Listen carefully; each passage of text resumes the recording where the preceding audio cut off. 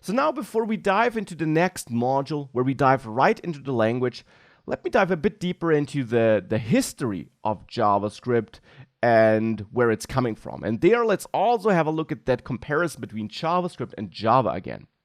Now, Java and JavaScript are two totally independent programming languages. That's really important. They have a totally different syntax, different principles. They have almost nothing in common besides the name, I would say. Also, JavaScript runs in the browser, and as you learned, also in other environments. Java does not run in the browser. You can use it on the server side to render HTML dynamically there and send it back to users. You can also use it in a non-web development context, but it is not supported directly in the browser. You can't use it for the same things as you can use JavaScript. You also, as I mentioned, have different principles. Java, for example, is strictly object-oriented and strongly typed. There, you need to define which kind of data you're about to store in a data container. Whereas JavaScript is really flexible. You don't have to work with objects only there, and we'll dive into object orientation and what that means throughout the course, no worries. And it's also weakly typed, as you learn. Now, JavaScript was named JavaScript to sound cool, you could say, because Java was a big thing, and JavaScript kind of was inspired by it, but is totally different then in the end. And, well, people just wanted to have other people use JavaScript, I guess. Java does not run the browser, as I mentioned, though. That's really important to keep in mind. JavaScript does.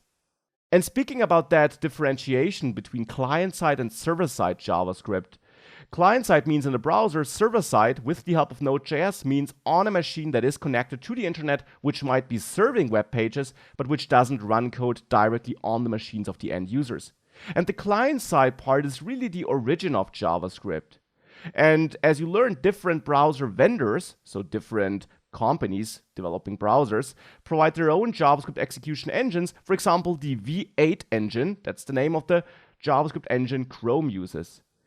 And the important thing there is that in the browser, you are able to interact with the web page from inside JavaScript. You can manipulate the loaded web page. You can also use certain browser features, so-called APIs, for example, to get the user location.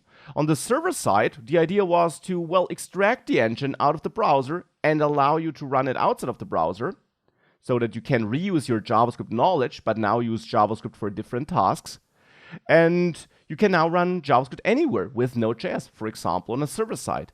And there you have special other features, other APIs you can tap in, for example, to work with the file system or handle incoming HTTP requests.